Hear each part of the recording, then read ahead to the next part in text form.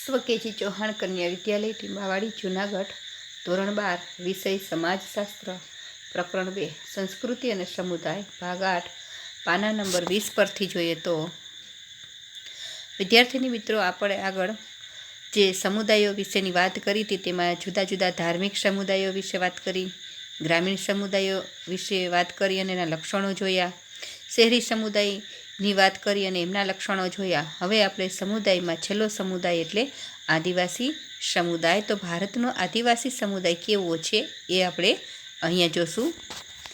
આદિવાસી સમુદાયમાં ગ્રામ સમુદાય અને નગર સમુદાયથી જુદી એવી વિશિષ્ટ સામાજિક, સાંસ્કૃતિક અને આર્થિક જીવનશૈલી ધરાવતા અને મોટે ભાગે પ્રાથમિક કક્ષાનું સામુદાયિક જીવન જીવતા જુદા જુદા આદિવાસી સમુદાય ભારતમાં વસવાટ કરે છે. આદિવાસી સમુદાય કેવો છે તો કે ગ્રામ સમુદાય અને નગર સમુદાય જે છે એના કરતાં કંઈક જુદો.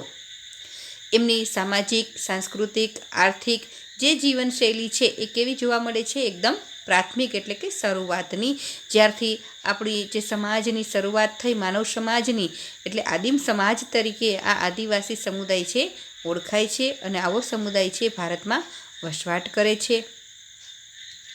આદિમ જાતિઓ, આદિવાસીઓ કે આદિમ સમુદાયને બંધારણના અનુચ્છેદ 342ની પેટા કલમ 1ના આધારે અનુસૂચિત જનજાતિ તરીકે ઓળખવામાં આવે છે. આ જે આદિવાસી સમુદાય છે એ ભારતમાં અલગ અલગ નામે ઓળખાય છે.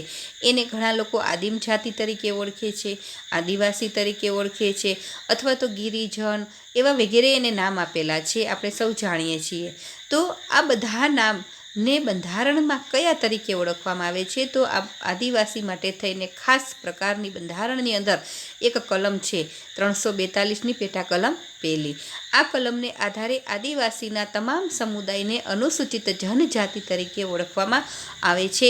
તો આ વિદ્યાર્થીની મિત્રો ખાસ મોસ્ટ આઈએમપી છે કે બંધારણની અંદર આદિવાસીઓને કયા નામથી ઓળખવામાં આવે છે? તો અનુસૂચિત જનજાતિ, અને કલમ પૂછાય તો 342ની પેટા કલમ 1.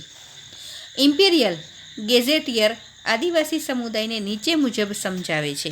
આદિવાસી કેટલાક કુટુંબોનો સમુદાય છે જે સમાન નામ, સમાન બોલી ધરાવતું અંતરવિવાહી જૂથ છે તથા તેઓ સમાન પ્રદેશમાં વસે છે અથવા સમાન પ્રદેશના વતની છે તેવી માન્યતા ધરાવે છે. તો ઇમ્પિરિયલના મતે આદિવાસીની વ્યાખ્યા જોઈએ તો આદિવાસી શું છે? તો કે આદિવાસી સમુદાય એ કેટલાક કુટુંબોનો, અમુક જે કુટુંબોનો સમૂહ ભેગો થાય અને જે સમુદાય બને છે એનો એક સમુદાય છે. આ જે સમુદાય છે એમાં સમાન નામ હોય છે, આ જે સમૂહની અંદર સમાન નામ હોય છે, સમાન બોલી ધરાવે છે, અને આ જે આદિવાસી સમુદાય છે એ અંતરવિવાહી એટલે કે પોતાના જ સમુદાયની અંદર લગ્નની વ્યવસ્થા જોવા મળે છે.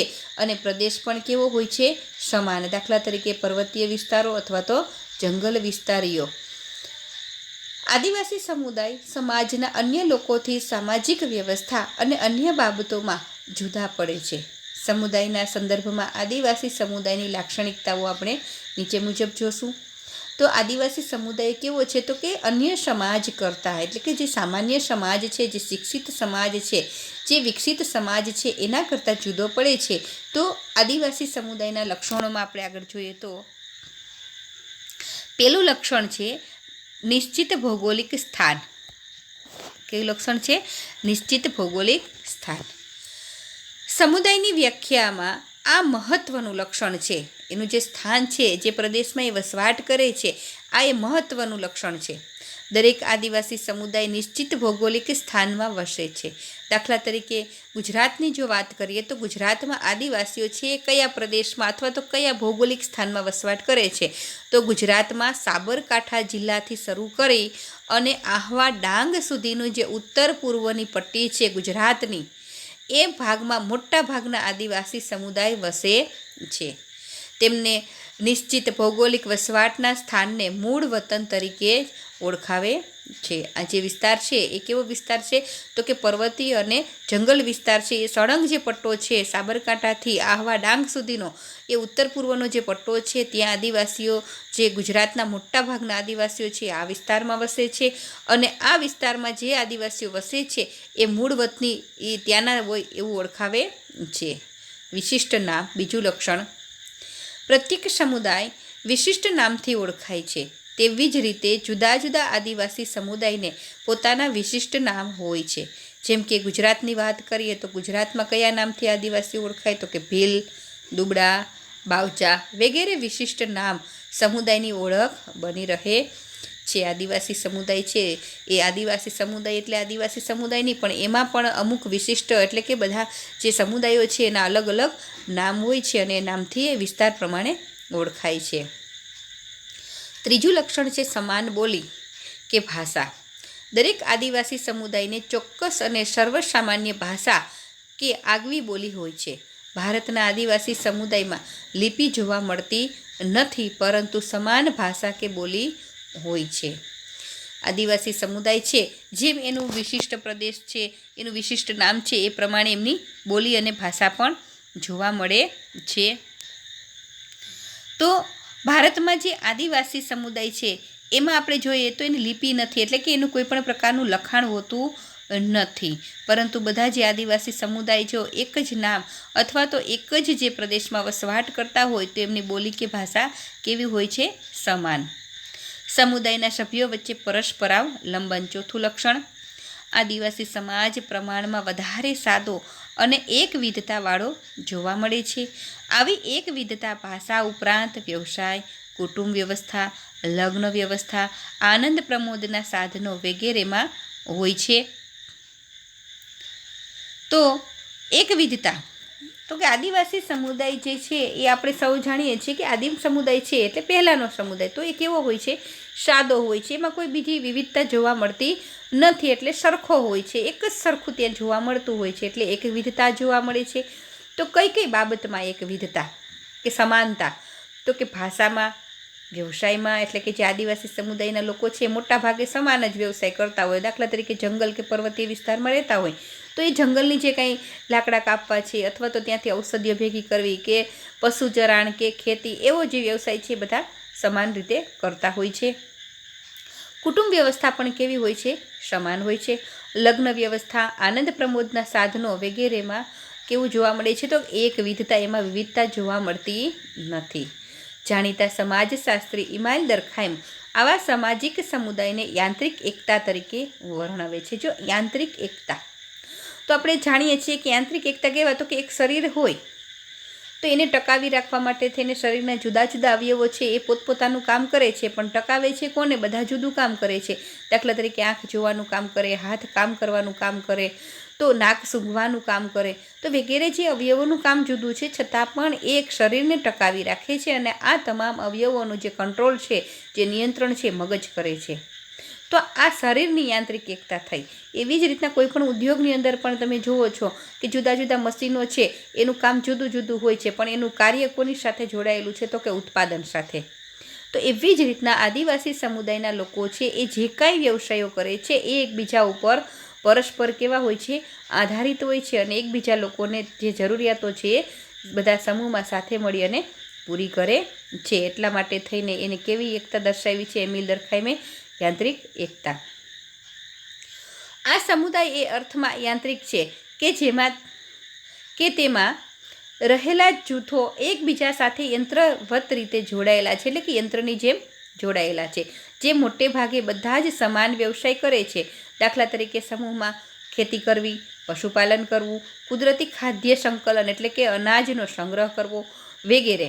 દરેક કુટુંબ પોતાનો જીવન નિર્વાહ પોતાની સામુદાયિક આર્થિક પ્રવૃત્તિ દ્વારા કરે છે, જેવો સાદું શ્રમ વિભાજન હોય છે. આદિવાસી સમુદાયના લોકો છે એ આર્થિક પ્રવૃત્તિ બધા સાથે મળીને કરે છે, અને શ્રમ વિભાજન પણ કેવું જોવા મળે છે? સાદું. આદિવાસીઓમાં સામુદાયિક ભાવના જળવાઈ રહે તે માટે અનેક તહેવારો, ઉત્સવો તેમજ આનંદ પ્રમોદ કે મનોરંજનની પ્રવૃત્તિઓ સમુદાયના સભ્યો સાથે મળીને ઉજવે છે. સામુદાયિક ભાવના આપણે આગળ વાત કરી હતી કે આદિવાસી છે સમૂહ જીવન છે એને ખૂબ મહત્ત્વ આપે છે. તહેવારો હોય, ઉત્સવો હોય, અથવા તો કોઈ આનંદ પ્રમોદ કે નૃત્ય કે અન્ય કોઈ પણ બાબત હોય, સંગીત, તો એ બધા સમૂહમાં સાથે મળી અને કરે છે. તેમના નૃત્યો પણ વ્યક્તિગત નથી, જેમ કે આસામનું બિહુ નૃત્ય ખાસ મોસ્ટ આઈએમપી 1 માર્કની અંદર પૂછાઈ શકે કે આસામનું કયું નૃત્ય પ્રખ્યાત છે તો કે બિહુ નૃત્ય. ગુજરાતનું કયું નૃત્ય પ્રખ્યાત છે તો કે ડાંગી નૃત્ય.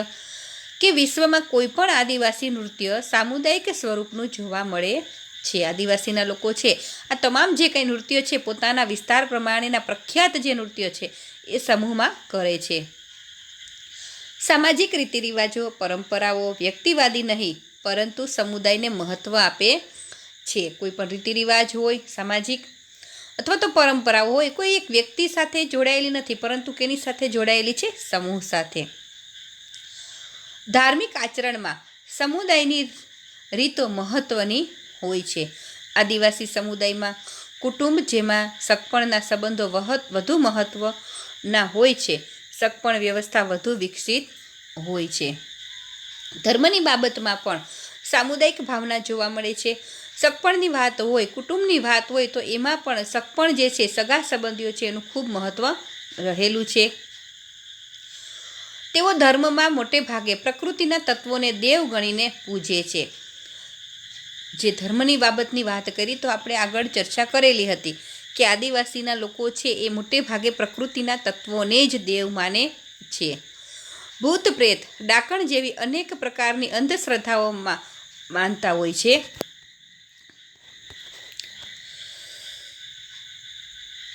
તો એવું જરૂરી નથી કે ભાઈ એ જે ધર્મમાં જે દેવને માને છે પ્રકૃતિના તત્વોને તો સાથે સાથે ભૂત પ્રેત ડાકણ જેવી જે અનેક પ્રકારની અંધશ્રદ્ધાઓ છે એમને પણ એ માને છે. સામુદાયિક ભાવના વધારવામાં ધર્મની રીતોમાં ઉપાસના માન્યતા મૂલ્યો મહત્ત્વના હોય છે. 5મું લક્ષણ છે યુવા ગૃહો. કેટલાક આદિવાસી સમુદાયમાં યુવાનો માટેના અલગ યુવા ગૃહો હોય છે જ્યાં તેમને સામુદાયિક શિક્ષણ આપવામાં આવે છે. શિકાર કે જીવન નિર્વાહની રીતોની તાલીમ સમાજના ધોરણ મુજબનું સામાજિકરણ કરવામાં આવે છે. તો યુવા ગૃહોમાં શું હોય છે? આદિવાસી સમુદાયમાં જો યુવા ગૃહો જોવા મળે છે તો કે યુવાન સ્ત્રીઓ અને પુરુષો જે આદિવાસીના હોય છે તે આ યુવા ગૃહોમાં જાય છે અને સમૂહમાં શિક્ષણ મેળવે છે. પછી સમૂહમાં જે આર્થિક પ્રવૃત્તિઓ છે જો પુરુષો હોય તો એમના માટે શિકારની પ્રવૃત્તિ અન્ય જીવન નિર્વાહની જે આર્થિક પ્રવૃત્તિઓ છે એની તાલીમ આપવામાં આવે છે. અને છોકરીઓ હોય તો એમને ઘરકામ અથવા તો અન્ય જે કંઈ સામાજિક રીતિરિવાજો પરંપરાઓ એના વિશેની એને તાલીમ આપવામાં આવે છે. અને આવા યુવા ગૃહોમાં જે આદિવાસીના યુવાનો જે છે એમનું સામાજિકરણ કરવામાં આવે છે. 6થું જે લક્ષણ છે છેલ્લું સામાજિક નિયંત્રણ. આદિવાસી સમુદાયના સંચાલક તરીકે એક મુખ્ય વ્યક્તિ હોય છે જે જૂથનો વડો કે સરદાર હોય છે. આદિવાસી સમુદાયમાં એક વ્યક્તિ છે એ આખા સમૂહનો વડો કહેવાય અને કયા નામે ઓળખાય? વડો અથવા તો સરદાર. તે સમગ્ર સમુદાયને નિયંત્રિત કરે છે એટલે કે આખા સમુદાય ઉપર એમનું નિયંત્રણ હોય છે. તે પોતે જ સમુદાયના ધોરણો કે નિયમો ઘડે છે. આ જે મુખ્ય વ્યક્તિ છે અથવા વડો અથવા તો સરદાર છે એ પોતાનો જે સમુદાય છે આદિવાસીનો એમના જે કંઈ નિયમો છે એ પોતે ઘડે છે. જે સમુદાયના સભ્યોના વર્તનને નિયંત્રિત કરે છે એટલે કે સમુદાયના તમામ સભ્યોએ આ જે મુખ્ય વ્યક્તિએ જે ઘડેલા નિયમો છે જે ધોરણો છે એ મુજબ જ વર્તન કરવાનું હોય છે. સમુદાયના બધા જ સભ્યોએ ધોરણોનો અમલ કરવો પડે છે. સમુદાયનો કોઈ પણ વ્યક્તિ ધોરણ ભંગ વર્તન કરે તો તે સમગ્ર સમુદાયને નુકસાન થાય છે એવું માનવામાં આવે છે. જો આદિવાસી સમુદાય જે છે એના જે વડાએ બનાવેલા જે નિયમો છે એનું ઉલ્લંઘન કરે કોઈ પણ વ્યક્તિ તો એનો આખા સમુદાયને એનાથી નુકસાન થાય એવું એ લોકો માને છે. પરિણામે સમુદાયના ધોરણોનો અમલ કરવામાં ન આવે તો તેની ઘણી કડક સજા કે શિક્ષા હોય છે. કેટલાક સંજોગોમાં વ્યક્તિને સજાના ભાગરૂપે સમુદાયથી અલગ કરવામાં આવે છે. તો જો સમુદાયના જે કોઈ વ્યક્તિ છે એ જો આ નિયમોનું પાલન ન કરે તો એમને કડક સજા કરવામાં આવે છે સમુદાય તરફથી.